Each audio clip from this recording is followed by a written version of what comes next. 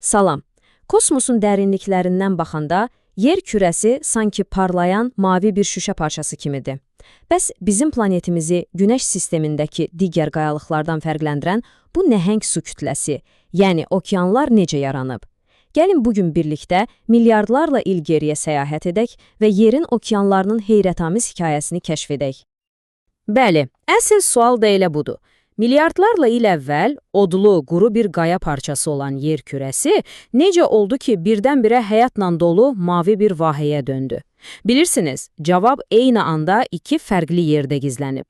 Həm planetimizin dərinliklərində, həm də kosmosun buzlu uzaqlıqlarında.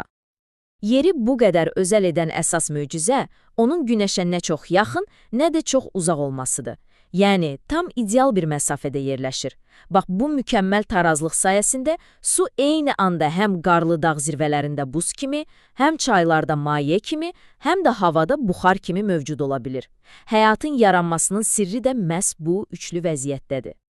Yaxşı, bəs bu qədər suyu bir araya gətirən resept nədir? Bu, kosmik yeməyi hazırlamaq üçün bizə deməli iki əsas maddə lazım idi. Birincisi, planetin öz qaynar mətbəxindən, ikincisi isə kosmosun dərinliklərindən gəldi. Hər şey yerin odlu ürəyində başladı. Milyonlarla il boyunca vulkanlar dayanmadan püskürərək planetin dərinliklərində gizlənən nəhəng su buxarını atmosferə buraxdı. Planetimiz zamanla soyuduqca bu buxar sıxlaşıb buludlara çevrildi və tarixin ən uzun, ən böyük yağışı başladı. Bu, milyonlarla il davam edən və ilk okean çuxurlarını dolduran bir daşqın idi. Amma reseptin sonuncu həlledici maddəsi göydən gəldi. Baxın, bu rəqəm inanılmazdır. Alimlər hesablayıblar ki, yerin ilk dövrlərində planetimizi bombalayan buzlu meteoritlər bütün kürənin səthini tam 15 sm hündürlüyündə su ilə örtəcək qədər su gətirib. İlk baxışdan bu bəlkə də çox görünmür, amma okeanlarımızın yaranmasında bu həlledici kosmik bir töhfə idi. Bəs okeanlar niyə duzludur? Cavab olduqca sadədir. O ilk yağışlar indiki kimi saf su deyildi.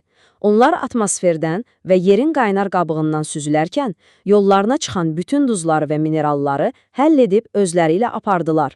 Milyonlarla il ərzində də bu proses okeanları bugün tanıdığımız o zəngin mineral şorpasına çevirdi.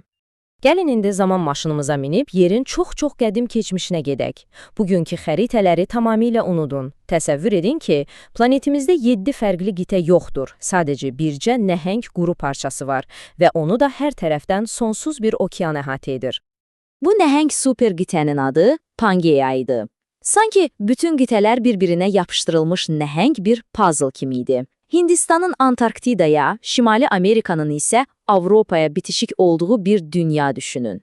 Bugün bildiyimiz hər bir quru parçası məhz o ana qitədən qopub ayrılıb. Və Pangeyanı bir ana kimi qucaqlayan o nəhəng, sonsuz su kütləsinin adı Pantalassa idi. Mənası da bütün dənizlər deməkdir. Bu, planetimizin ilk və yeganə dünya okeanı olub. Bugün tanıdığımız Atlantik, Sakit, Hind okeanlarının hamısı əslində o qədim super okeanın sadəcə kiçik parçalarıdır. Amma heç nə əbədi deyil, xüsusən də geologiyada. Yeri mantiyasındakı güclü istilik axınları, yəni tektonik plitələrin hərəkəti, Pangeyanı bir yumurta qabığı kimi çatlatmağa başladı. Bu çox yavaş, amma qarşısı alınmaz bir prosesdir və dünyamızı yenidən şəkilləndirərək müasir okeanları yaratdı. Deməli, Pangeyanın ilk böyük çatlağı onu iki hissəyə böldü. Şimalda Lavrasiya, cənubda isə Gondwana və onların arasında tamamilə yeni bir okean doğulmağa başladı. Tetis okeanı. Bu okean bugün artıq mövcud olmasa da, onun qalıqları bugünkü Aralıq dənizinin yaranmasında çox vacib rol oynayıb. Deməli, sən demə, okeanların da yaşı varmış. Bunu belə düşünə bilərik. Sakit və şimal buzlu okeanları Pangeyanın ilk çatlaqlarından doğan qədim nəslin nümayəndələridir. Atlantik və Hind okeanları isə daha sonra Lavrasiya və Gondwananın parçalanması ilə yaranan cavan qardaşlardı. Və dayanın, hekayə bununla bitmir. Okeanları yaradan o nəhəng geoloji qüvvələr bax elə bu an belə işləməyə davam edir. Planetimizin xəritəsi daş üzərində cızılmayıb. O bizim dırnaqlarımızın uzanma sürəti ilə olsa da daim hərəkətdə olan canlı bir orqanizmdir. Bax, bu hekayənin bəlkə də ən maraqlı hissəsidir. Qədim, sakit okean yavaş-yavaş kiçilir. Çünki onun kənarlarındakı plitalar bir-birinin altına girərək okeanın döşəməsini sanki yeyir. Amma əksinə, cavan Atlantik okeanının düz ortasındakı çartdan davamlı olaraq yeni qabıq yarandığı üçün o hər il bir neçə santimetr genişlənir. Yəni, milyonlarla il sonra yer kürəsinin xəritəsi bugünkündən tamamilə fərqli olacaq. Bu epik yaranma hekayəsi bir tərəfə, okeanlar həm də bizim həyatımızın təminatçısıdır. Onlar planetin nəhəng bir kondisioner sistemi kimidir. Günəşdən gələn istiliyi udur, su axınları ilə bütün dünyaya paylayaraq iqlimi tənzimləyir. Əgər okeanlar olmasaydı, planetimizdə həyat heç şübhəsiz ki, bildiyimiz formada mövcud olmazdı. Beləliklə, okeanların hekayəsi hələ də yazılmaqda davam edir.